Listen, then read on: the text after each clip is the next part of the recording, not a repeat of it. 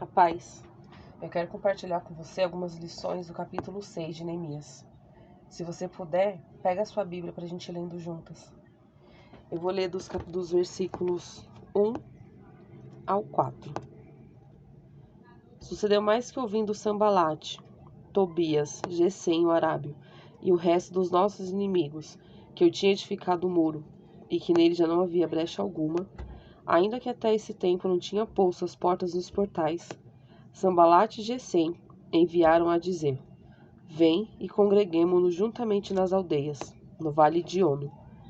Porém, intentavam fazer-me mal, e enviei-lhes mensageiros a dizer: Estou fazendo uma grande obra, de modo que não poderei descer. Por que cessaria esta obra enquanto eu a deixasse e fosse ter convosco?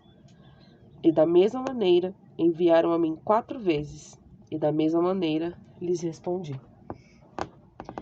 O povo hebreu, eles já tinham saído da Babilônia e eles estavam trabalhando na reconstrução da Cidade Santa. Nesse capítulo 6 que a gente leu, eles já tinham terminado a reconstrução dos muros. Os inimigos do povo de Deus não gostaram de saber disso e por 4 vezes o texto diz que eles mandaram recados a Neemias, mas ele respondeu que estava em uma grande obra e que ele não iria parar para dar atenção para eles. Esses primeiros 4 versículos, eles ensinam que o inimigo das nossas almas, ele está atento na obra que nós estamos fazendo e que ele vai tentar distrair a gente com conversas paralelas e à toa. No capítulo 4 do livro de João, diz que quando Jesus ficou sabendo de bochichos com o seu nome, ele não deu atenção para esse tipo de conversa e simplesmente saiu do ambiente e foi para outro lugar, realmente fazer a obra que Deus tinha aqui na terra para ele. Quando você estiver empenhada no serviço a Deus, não se distraia com conversas à toa.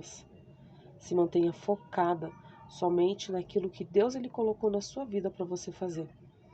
Se chegarem te chamando para qualquer tipo de conversa fiada, que vai tirar o seu foco daquilo que Deus ele tem para você, responda como Neemias: Eu estou em uma grande obra, de modo que eu não poderia parar para te dar atenção. Do versículo 5 ao versículo 8,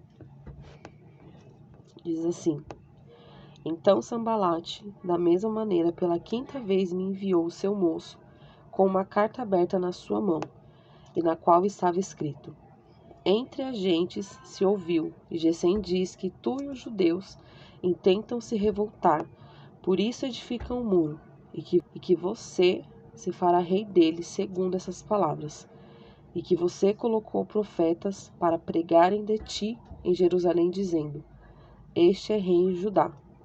Ora, o rei ouvirá segundo essas palavras. Vem, pois, agora e consultemos juntamente. Porém, eu enviei a dizer, de tudo o que diz, coisa nenhuma é verdade, mas você, do seu coração, inventa. Quando os inimigos de Neemias perceberam que não iriam conseguir pegar ele de um jeito, com conversa fiada, eles tentaram de um outro. A tática usada aqui por Sambalate é a mesma usada pelo inimigo das nossas almas hoje: fofoca e calúnia. Se ele percebeu que ele não conseguiu te distrair do serviço com conversa à toa, então ele vai fazer o mesmo que Sambalate fez aqui com Neemias. Ele vai te atacar com fofocas. Ele vai querer atacar o seu caráter. Ele vai querer colocar o seu caráter diante das pessoas lá no chão. Sambalate disse que Neemias e o povo hebreu queriam se rebelar para que Neemias fosse rei, e isso era uma mentira. Quando você ouvir fofocas com o seu nome, não se distraia de jeito nenhum da obra que Deus ele colocou nas suas mãos, porque isso é o que o diabo quer. Ele quer te distrair, ele quer te enfraquecer com fofocas e mentiras. Se lembre que se de um jeito ele não conseguir, ele vai tentar de outro.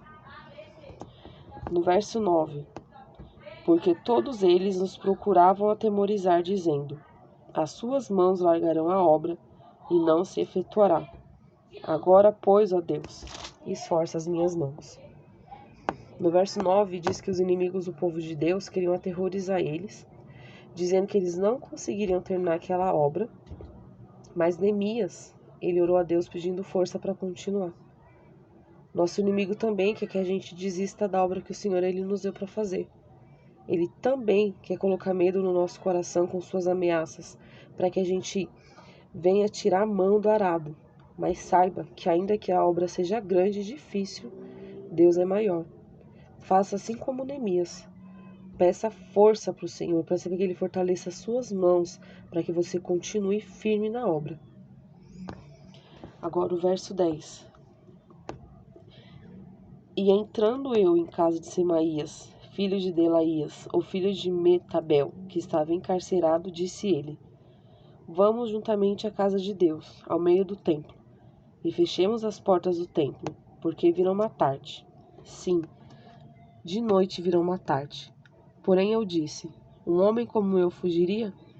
E quem há como eu que entre no templo e viva?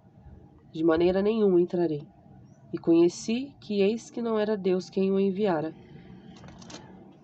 No verso 10, aqui onde a gente leu, diz que Neemias foi até a casa de um homem chamado Semaías. E esse homem chamou Neemias para que os dois fossem até o meio do templo e que Neemias se escondesse lá, porque, segundo suas palavras, de noite viriam matar Neemias. Mas Neemias respondeu que ele não iria.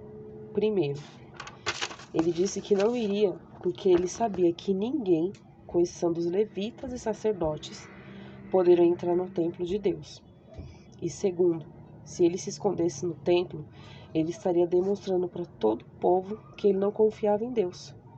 Ele disse que não entraria no templo, e no verso 12, ele diz que ele reconheceu que aquela profecia não vinha de Deus. Outra artimanha do inimigo é usar falsos profetas para coçar nossas orelhas. Você saberia distinguir a voz de um falso profeta?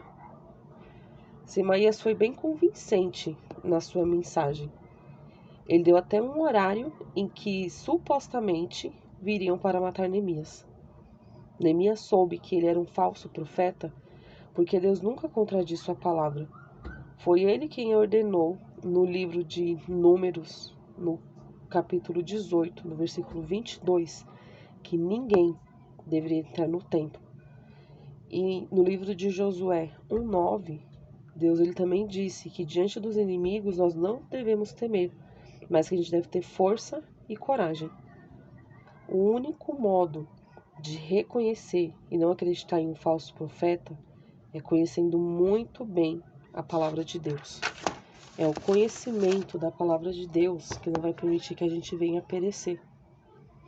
Se Neemias não conhecesse muito bem as palavras de Deus, ele poderia ter acreditado nessa palavra. Ele poderia ter acreditado nessa falsa profecia e aí sim, ele teria pecado contra Deus. Então conheça e prossiga em conhecer a Bíblia.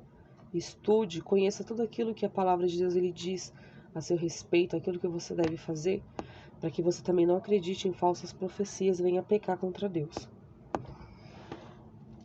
Agora o verso 13. Para isso o subornaram, para me atemorizar e para que eu assim fizesse e pecasse, para que tivesse alguma causa a fim de me inflamarem e assim me vituperarem.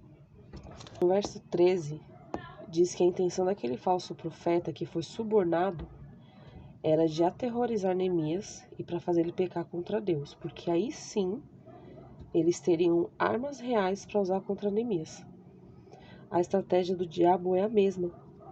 Ele quer colocar medo na gente, ele quer fazer a gente pecar contra Deus. Porque se ele conseguir fazer com que a gente peque contra Deus e nos colocar medo, ele vai usar o nosso medo, a nossa culpa e a nossa tristeza contra nós. É por isso que a gente precisa estar vigilante, para não cair nas artimanhas do diabo, porque ele é muito esperto. Eu quero ler também em Neemias 4, no versículo 3. E estava com ele Tobias, o amonita, e disse: Ainda que edifiquem, vindo uma raposa, derrubará facilmente o seu muro de pedra. Aqui diz que Tobias afrontava o povo de Deus, dizendo que mesmo que eles conseguissem levantar os muros, uma raposa, um animal pequeno, conseguiria destruir. E agora eu quero ler no versículo 15, de Neemias 6, o que está escrito. Neemias 6, 15. Acabou-se, pois, o muro aos 25 dias de Elu, em 52 dias.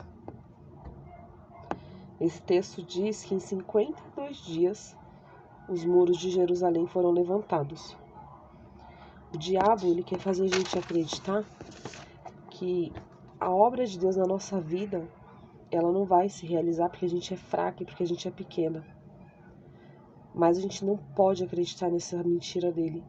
Porque assim como o povo de Israel também era um povo fraco e pequeno, mas eles tiveram força e coragem. Trabalharam juntos e acreditaram em um Deus que é grande e que é forte. E esse Deus foi quem deu graça para eles, para que em 52 dias eles terminassem aquela obra. E o mesmo Deus que deu força e coragem para aquele povo é o mesmo que também vai nos dar força e coragem para que a gente comece e conclua a obra que Ele tem na nossa vida. Nos versos 17 até o 19, para terminar. Também naqueles dias, alguns nobres de Judá escreveram muitas cartas que iam para Tobias, e as cartas de Tobias vinham para eles. Porque muitos em Judá se lhe ajuramentaram, porque era genro de Secanias, filho de Ará, e seu filho Joanã tomara a filha de Mesulão, filho de Berequias. Também as suas bondades contavam perante mim, e as minhas palavras lhes falavam a ele. Portanto, Tobias escrevia cartas para me aterrorizar. Dos versos 17 ao 19, diz que alguns do povo de Judá se juntaram a Tobias contra Neemias, porque Tobias era alguém influente no meio do povo. No verso 19, diz que Tobias continuava aterrorizando Neemias. Esse versículo ensina uma coisa muito importante que a gente deve trazer para a nossa vida diária. Nem sempre aquelas pessoas que são influentes, que têm poder no nosso meio, elas carregam o Espírito Santo de Deus. Muitas vezes elas só estão prosperando na sua maldade porque o Senhor assim está permitindo. Não se associe nem faça amizade com pessoas simplesmente porque elas são influentes, porque falam bem, porque conhecem muitas pessoas, porque aos nossos olhos elas são poderosas. Mas se una a pessoas que transbordam Deus em suas palavras e em suas ações. Isso é uma lição muito importante que nós devemos levar para a nossa vida, todos os dias. Eu espero que esses versículos tenham falado ao seu coração, espero que Deus tenha falado muito com você e que você possa colocar em prática na sua vida essas lições.